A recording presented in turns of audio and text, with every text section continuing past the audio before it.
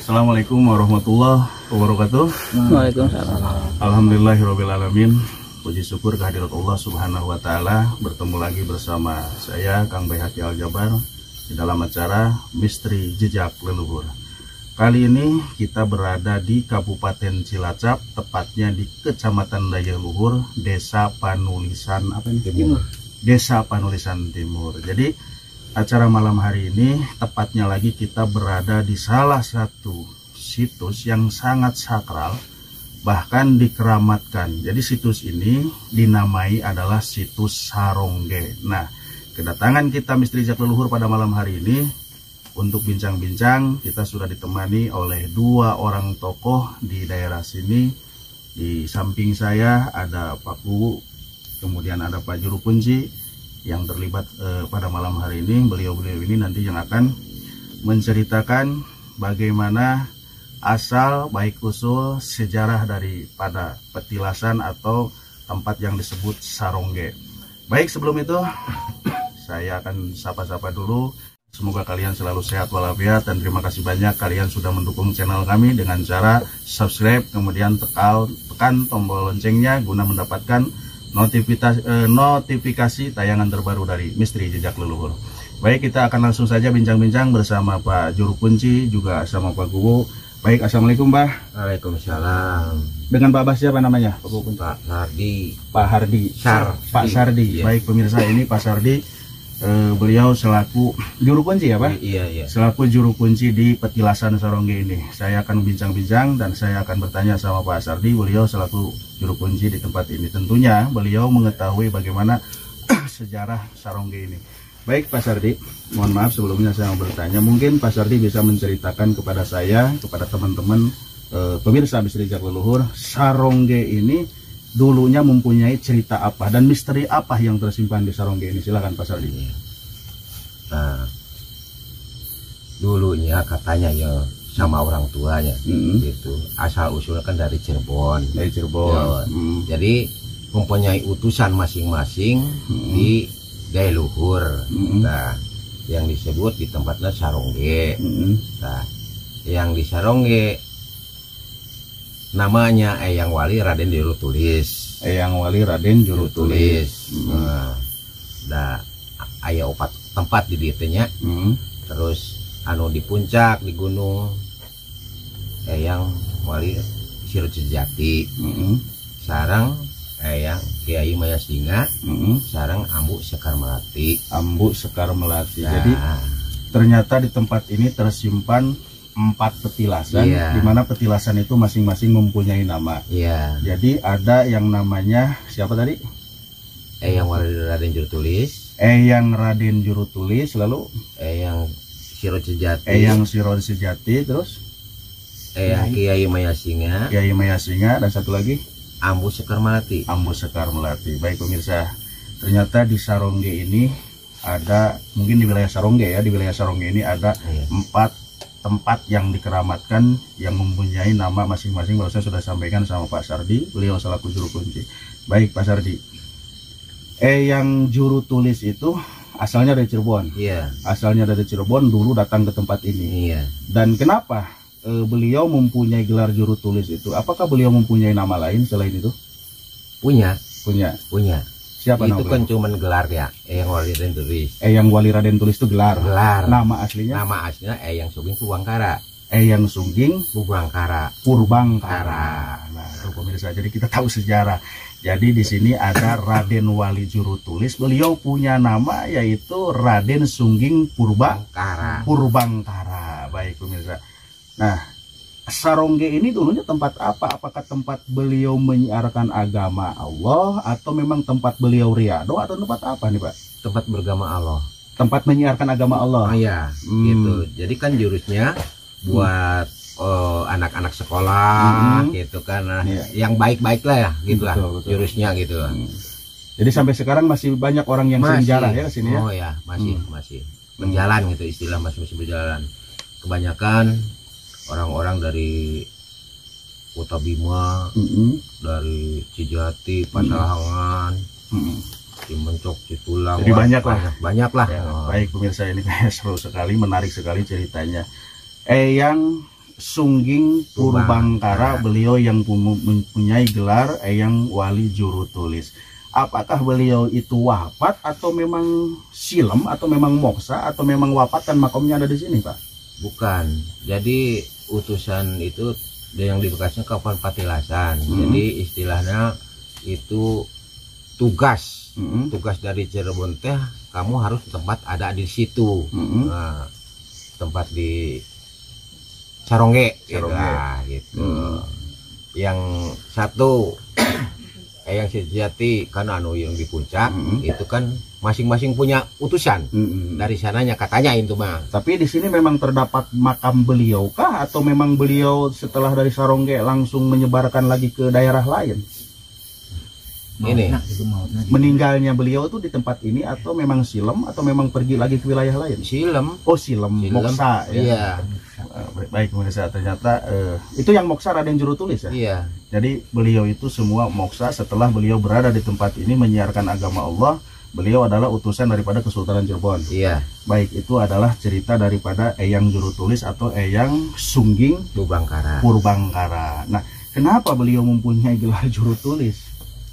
Kan buat ngasuh anak-anak itu, misalnya ya ada orang mau naik pangkat, semua orang yang datang ke sini harus nulis di batu itu syarat ritualnya. Baik. Gitu. Berarti dulunya Eyang Sungging Purbangkara ini ahli tulis ya? Iya. Apakah ini ada kaitannya dengan panulisan, Pak? Iya. Jadi mungkin cikal bakalnya panulisan tuh di sini. Iya. Awal berada panulisan. Iya. Panulisan di sini pusatnya itu. Baik pemirsa, ternyata di Kecamatan Daya Luhur ini kan terdapat ada beberapa desa, ada penulisan timur setahu saya, ada penulisan barat ya, terus ada penulisan tengah. Penulisan tengah. Jadi nama 3 penulisan barat, timur dan tengah ini cikal bakalnya ternyata dari Sarongge nih. Iya, di sini. Jadi menurut Pak Kunci ternyata Sarongge ini adalah cikal bakal dari nama penulisan. Pasti seru nih ceritanya. Baik, kita simpan dulu, kita tunda dulu cerita daripada Eyang Sungging Purbangkara. Kita lanjut ke petilasan yang tadi dikatakan yang kedua, yaitu siapa? Eyang Siroj Sejati. Eyang Siroj Sejati itu apakah ada kaitannya dengan Eyang Juru Tulis? Itu bersama. Kaitannya bersama. Sama-sama menyebarkan agama juga. Menyebarkan gitu. Agama Allah juga. Iya. Sama dari Cirebon juga. Iya, sama. Jadi Eyang Juru Tulis ini ternyata tidak sendiri. Eyang Juru Tulis yang semua orang datang ke sini kan harus nulis prosesnya gitu. Di batu di sini ada batunya. Ada. Baik, nanti kita akan ke sana nanti ya. Iya. Baik, terus terus yang di atas di puncak gunung itu Eyang Siroj Sejatinya. Siroj Sejati teh masih ada di badan kita. Jadi sejatinya diri lah gitu. Simbol kembali kepada diri kita hakikatnya. Iya, gitu. Tapi dulunya memang ada beliau itu ya. Memang iya gitu. Eyang Siroj Sejati. Beliau sama dari Cirebon juga. Sama. Diutus juga berbarengan dengan Eyang Juru Tulis. Cuman yang dinamakan itu mah nggak tahu dari mana tuh. Siapa? Yang Kiai Masing mah Eyang saya Kiai belum Masing. jelas pasti. Yang Kiai Masing entah dari mana, cuman itu juga bukan makomnya, bukan. Jadi sama siapa saja orang yang mau datang membutuhkan saya, asal datang ke tempat ini, saya mau bikin ciri di tempat ini. Kata Eyang Masingnya itu. Iya. Jadi beliau itu bukan berbarengan dengan Eyang Siroj, bukan. Eyang Masingnya ini berbarengan datangnya ke tempat ini dengan Eyang Siroj Sejati. Apa beda waktu atau beda jam? Ya beda waktu. Beda waktu. Beda waktu. Jadi duluan Eyang Siroj. Iya. Baik. Pemirsa, inilah cerita sejarah. Kenapa kita harus mengenal sejarah? Agar kita mampu memupuk kualitas diri, mengkaji diri. Karena ternyata sejarah-sejarah di zaman dulu itu meninggalkan peradaban, pada hakikatnya kembali kepada diri kita ya Pak Gubernur. Iya, iya. Baik Pak Kunci, tadi sudah dikatakan ada Eyang Juru Tulis, kemudian Eyang Siroj Sejati. Tadi yang menarik ada Ibu Dewi siapa? Ambu Sekar Melati. Ibu Dewi Ambu Sekar Melati. Beliau juga sama dari Cirebon? Sama. Apakah? Bukan, dari Karawang katanya. Dari Beliau Karawang. Nah itu Dewi Ambu Sekar Melati ini datang ke tempat ini lebih dulu mana, dengan Eyang Siroj atau dengan Eyang Juru Tulis? Oh, lebih dulu ini. Lebih dulu Eyang Itu Siroj. belakangan. Oh, belakangan. Baik. Belakangan. Jadi Sarongge ini adalah cikal bakal bakal panulisan ya. Baik. Jadi yang sering didatengin sama pejarah itu tempat ini Sarongge. Iya. Kalau ke petilasan Eyang Siroj masih jauh dari sini? Ya sekitaran 200 meteran lah. 200 meter ya. Iya. Baik pemirsa, ternyata yang di tempat ini petilasan Eyang Sungging Purbangkara atau yang punya gelar Raden Wali Jurutulis. Iya. Raden Wali Jurutulis ini beliau adalah seorang penyebar agama Allah yang diperintahkan oleh Kesultanan Cirebon sehingga sampailah di tempat Sarongge ini. Nah, Sarongge ini nama apa sih? Kenapa bisa dikatakan ini Sarongge? Apakah dulunya ada pedukuhan, padepokankah, atau memang apa nih Pak dulunya? Ya padepokan. Padepokan. Padepokan. Baik, Sarongge itu kata padepokan. Iya. Nah, jadi kita tarik kesimpulan dari cerita Pak Kunci, Sarongge ini adalah padepokan yang didirikan oleh Raden Jurutulis. Iya. Ya, di mana Raden Jurutulis ini menyebarkan agama Allah di tempat ini. Dan alhasil agama Islam pun juga menyebar di daerah sini sampai sekarang ke anak cucunya, sampai keturunan-turunannya. Dan alhasil tempat ini pun juga disakralkan, dikeramatkan, bahkan sangat dijaga. Dan beliaulah juru kuncinya. Bahkan masih banyak orang yang datang ke tempat ini mengalap berkah dengan wasilah. Kita datang ke tempat wali-wali Allah, hamba-hamba Allah, karena pada hakikatnya hanya Allah Subhanahu wa Ta'ala yang bisa mengabulkan doa-doa setiap orang yang berdoa. Tetapi kita di sini harus menggunakan wasilah. Maka dikatakan di situ, jadikanlah orang-orang yang soleh sebagai wasilah di mana doa kalian akan terkabul. Kan begitu Pak Kubu?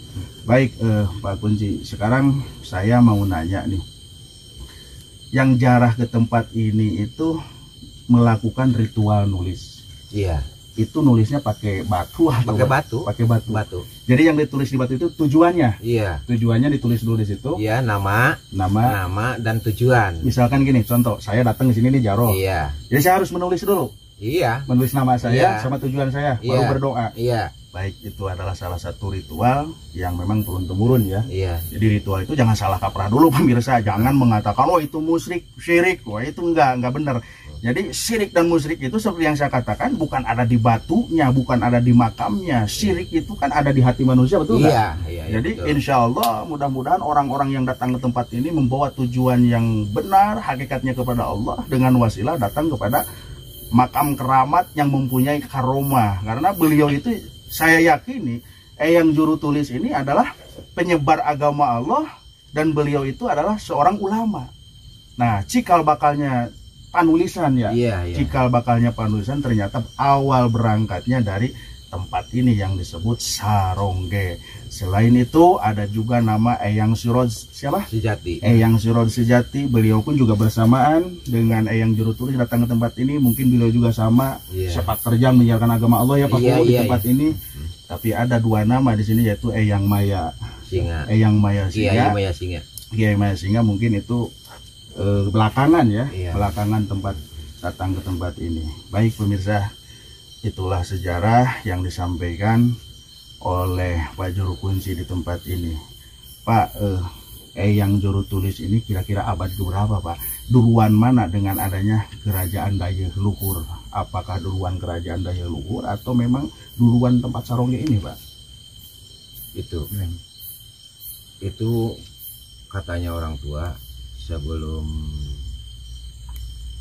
ada apa-apa ini udah ada.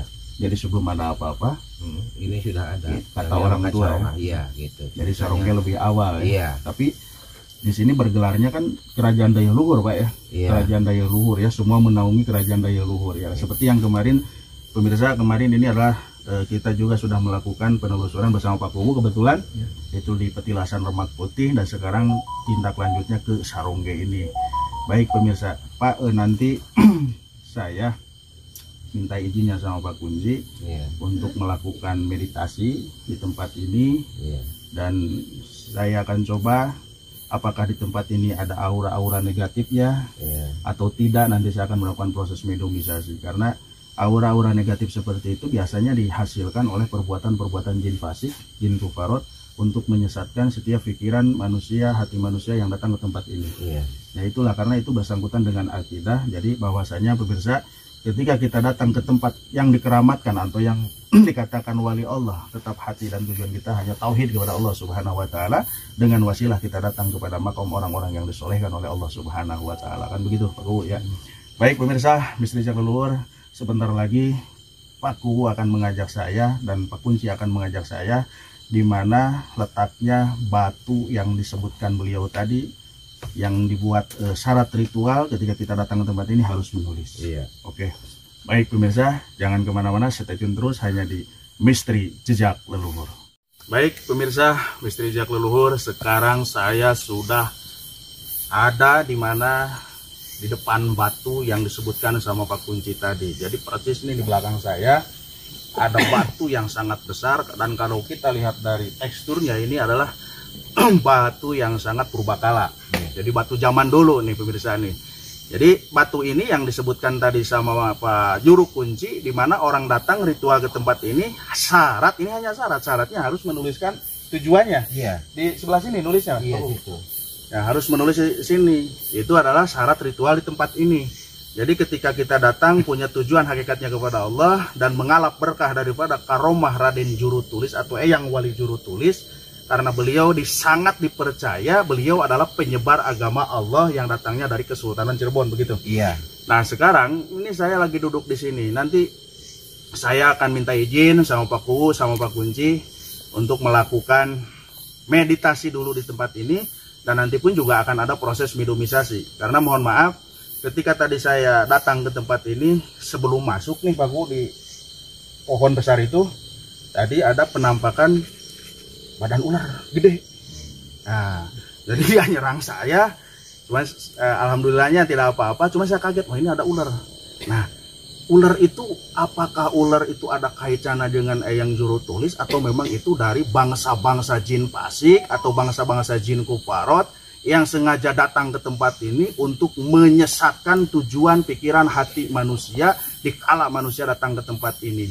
Nah, biar lebih lanjutnya lagi saya akan mempertanyakan fenomena yang tadi saya alami sama Pak Kunci. Pak, ular yang tadi itu Bapak pernah melihat nggak Pak? Belum pernah. Pernah ada yang ngomong nggak Pak? Nggak ada ya. Iya. Coba nanti saya akan medomisasikan Pak. Tapi di bawah tadi Pak, Iya. pas saya masuk itu Pak Kuwu tadi di bawah. Jadi di gerbang.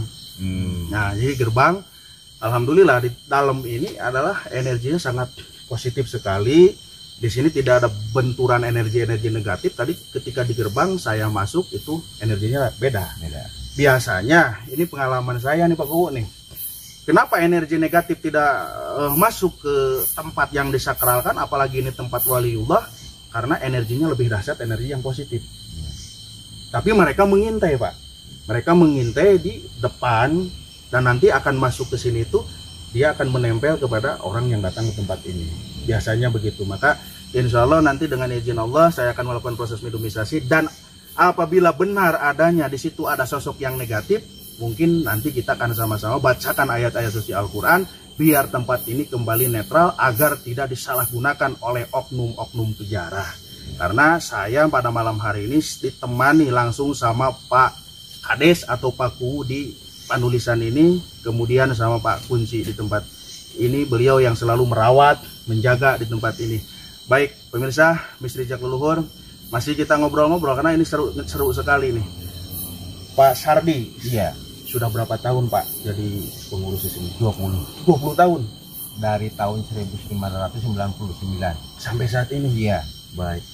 Ada pengalaman fenomena gaib nggak nih? Ada. Bisa diceritakan Pak? Pengalaman fenomena gaib, sosok apa, kalau memang sosok itu datang ke Bapak, bisikan apa, mungkin Bapak bisa menceritakan? Iya, dulunya ya, waktu ketibanan, saya tugas di sini. Jadi datangnya harus memperkenalkannya yang sama di sini. Nah ternyata yang ada di sini itu berpakaian jubah seperti orang Arab gitulah. Itu yang terlihat sama Bapak. Iya. Kamu harus kenalkan dulu gitu. Saya perkenalkan di sini semua yang ada di sini gitu. Gitu. Orang-orang wah mewah lah gitulah, di sini nggak ada gitu. Jadi orang-orang yang sangat luar biasa. Iya. Ya. Itu fenomena gaibnya ya. Iya. Baik pemirsa, itu adalah cerita fenomena gaib yang ditemukan atau yang dialami oleh Pak Sardi. Beliau sudah 20 tahun pemirsa. Iya. Sudah 20 tahun dengan ikhlasnya beliau membersihkan tempat ini, menjaga tempat ini. Insya Allah nanti akan ada keberkahan daripada Allah Subhanahu wa Ta'ala. Amin. Pak Kuwu, mungkin Pak Kuwu menambahkan cerita apa saja nih? Pak Kuwu sendiri sering nggak nih ke tempat ini Pak Kuwu? Ya kalau sering sih nggak jarang-jarang gitu, Jarang-jarang cuma dulu ya. sok datang gitu dengan berbagai macam tujuan kaitannya dengan pemerintah Pemerintah yang ya. saya urus gitu. Kadang-kadang ada perlu juga hadir ke sini. Cuman yang saya tahu, jadi istilah Panulisan itu dulu itu satu. Nah, jadi nama satu, desa ya? Panulisan itu satu. Satu desa gitu ya. Satu desa. Jadi 3 aja setelah dimekarkan tahun 95. Dan dongeng, konon cerita dulu tuh balai desanya itu di sebelah sana Pak, daerah sini juga Mas. Daerah sini juga. Balai desa pertama. Iya, itu kan jadi satu sama rumah katanya. Yang Itu disebut namanya Panulisan Kolot. namanya Ki Jagara waktu itu. Iya. Kepala desanya. Itu terdaftar di desa Panulisan Induk, sekarang ada nama kepala desa itu Ki Jagara. Itu sehingga sampai sekarang namanya ini Panulisan Kolot, Pak. Sekarang ini Ya, Panulisan Kolot itu karena keramat-keramat Panulisan itu adanya di Panulisan Kolot. Jadi keramat cikal nama bakal. iya cikal bakal, nama Panulisan itu asalnya dari sini. Kenapa bisa pindah ke sana? Mungkin kadesnya orang sana. Pemekaran Jadi, tadi ya. Iya, setelah ke sana belum dimekarkan, masih jadi satu, tapi masih desa Panulisan, tapi tempatnya di sana di Panulisan sekarang itu, Panulisan Induk. Nah, setelah perkembangan zaman bertambah penduduk dimekarkan jadi 3. Dan di sini Gunung Panulisan yang tadi disampaikan Pak Kunci itu, Mbah Sirod Sejati itu, Patila sana di Gunung Panulisan ada gunung, macam gunung aja gitu. Jadi ada Tinggi, gunungnya. ada, iya. Seperti bukit gitu. Nah, itu namanya Gunung Panulisan. Dan di sini ada sungai namanya Lebak Cipanulisan. Yang Sungai ini Pak. Cipanulisan Ya, di sini ada. Ada, itu yang tempat mandi pejarah itu. Jadi sehingga nama Panulisan itu adanya di Panulisan Timur, tepatnya Dusun Cirungkun, namanya Panulisan Kolot Sampai sekarang. sampai sekarang. Baik. Mungkin itu saja yang dapat kami sampaikan. Siap, Pak. terima kasih Pak Kubu. Seru kan pemirsa? Inilah gunanya kita bincang-bincang dengan tokoh, akhirnya kita bisa mengenal bagaimana peradaban zaman dulu, karena setiap nama wilayah, setiap nama daerah pasti mengandung cerita sejarah peradaban di zaman dulu. Nah, pemirsa, Misteri Jejak Leluhur ini sangat-sangat berguna sekali, khususnya buat saya yang orang luar jauh dari wilayah Daya Luhur, wilayah Panulisan. Nah, ini sangat bermanfaat khususnya bagi warga Panulisan atau warga Daya Luhur. Karena mungkin jarang Pak yang mengenal sejarah seperti ini. Kalau kita tidak sampaikan, maka semoga konten ini bisa menjadi salah satu alat media untuk penyampaian tentang peradaban di Desa Panulisan, Pak Gugu. Baik pemirsa, saya akan minta izin sama Pak Gugu sama Pak Kunci untuk minta izin meditasi di sini, boleh Pak? Boleh. Gunanya saya akan berdoa di tempat ini, dan insya Allah dengan adanya izin Allah Subhanahu Wa Taala mungkin saya bisa melengkapi cerita-cerita yang disampaikan sama Pak Gugu sama Pak Kunci di sini. Dan apabila itu terjadi, itu semata-mata hanya Allah Subhanahu Wa Taala. Kita hanya manusia yang lemah, manusia yang tidak punya kekuatan apa-apa. Segala kekuatan hanya milik Allah. Innallaha ala kulli syai'in qadir. Bahwasanya Allah berkuasa atas segala-galanya. Kita hanya mengenang sejarah. Kenapa? Biar kita sejajar dan searah. Begitu kata orang tua. Baik pemirsa, saya akan minta izin dulu di sini. Pak Gugu, saya izin duduknya di mana nih Pak? Ini. Di sini, ngadepnya ke sana Pak ya? Iya, ngadep sana. Baik. Bismillah. Saya akan coba berkomunikasi nih pemirsa. Mudah-mudahan ada yang sosok yang bisa diajak komunikasi. Mudah-mudahan bisa menambah atau melengkapi ya. Melengkapi. Baik. Saya izin Pak Kubu, Pak Kunci, saya izin. Enggak. Apa harus bakar ini Pak? Iya. Oh ini masih nyala Pak ya? Masih nyala ya. Nah ini adalah salah satu. Ini apa namanya Pak? Nyamuk ini dari apa? Dari kelapa. Dari kelapa. Ini harus dibakar ya. Iya. Ini sebagai adat tradisi turun temurun juga ya. Iya. Jadi bukan buat mengundang jin nih kadang-kadang. Bukan. Kadang-kadang orang yang suka salah tafsir, kita bakar-bakar yang kayak gini depannya ngundang jin, ngapain jin diundang? Kelihatan juga enggak ya. Nah, kita mah positif aja pemirsa. Baik. Ini karena sudah dibakar masih nyala, saya minta izin nih sama Pak Kubu sama Pak Kunci ya. Mudah-mudahan saya menemukan jawaban-jawaban di tempat ini. Baik. Doakan pemirsa, mudah-mudahan saya mendapatkan penjelasan.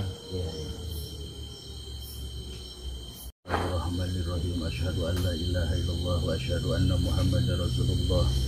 Asyhadu an la ilaha illallah wa asyhadu anna Muhammadar Rasulullah. Allahumma shalli ala sayyidina Muhammad wa ala alihi sayyidina Muhammad. Assalatu wassalamu alayka ya Rasulullah. Assalatu wassalamu alayka ya Habibullah. Assalamu alaikum ma'asyiral anbiya'i wal mursalin. Assalamualaikum ma'asyiral awliya'il awwalin wal akhirin. Assalamualaikum ma'asyiral malaikah. Assalamualaikum ya rijalul ghaib. Assalamualaikum ya rijalul ghaib. Assalamualaikum ya rijalul ghaib. Assalamualaikum ya sahibul karamah wal fadilah wa ma jajad ya dunya wal qiyamah wa syajudi syai'an. Barokah al-Fatihah. A'udzubillahi minasyaitonir rajim. Bismillahirrahmanirrahim. Alhamdulillahirabbil alamin arrahmanir rahim maliki yaumiddin. Iyyaka na'budu wa iyyaka nasta'in. Ihdinas siratal mustaqim. Shiratal ladzina an'amta 'alaihim ghairil maghdubi 'alaihim waladdallin. Amin.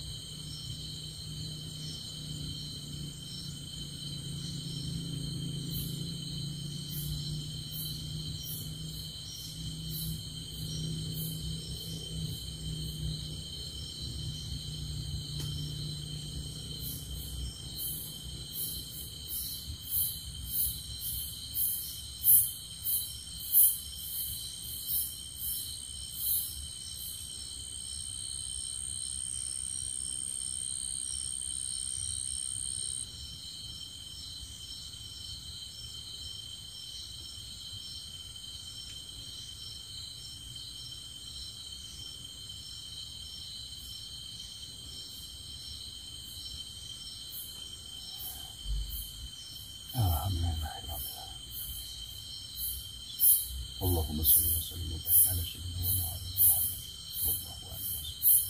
Alhamdulillah rabbil alamin. Hamdan syakirin hamdan lillahi hamdan yuwaffi ni'amahu wa yughfiru ma ta'ala rabbana lakal hamdu wa la syukur kama yanbaghi li jalali wajhika sultanik. Allahumma salli ala sayyidina Muhammad wa ala ali sayyidina Muhammad salatan tunjina biha min jami'il ahwali wal afat wa taqabbal lana biha min jami'il hajat wa tahirna biha min jami'il syarrat wa darajat وتبلغنا بها زوجات من جميع الهدايات وبلغنا من الذين يبايعونك إنما يبايعون الله يد الله فوق أيديهم ومن نكث فإنما ينكث إلى نفسه ومن أوفى بما عهد عليه الله فسيؤتيه أجرا عظيما. ببركة الفاتحة. A'udzu billahi minasyaitonir rajim. Bismillahirrahmanirrahim. Alhamdulillahirabbil alamin arrahmanirrahim maliki yaumiddin. Iyyaka na'budu wa iyyaka nasta'in. Ihdinas siratal mustaqim. Shiratal ladzina an'amta 'alaihim ghairil maghdubi 'alaihim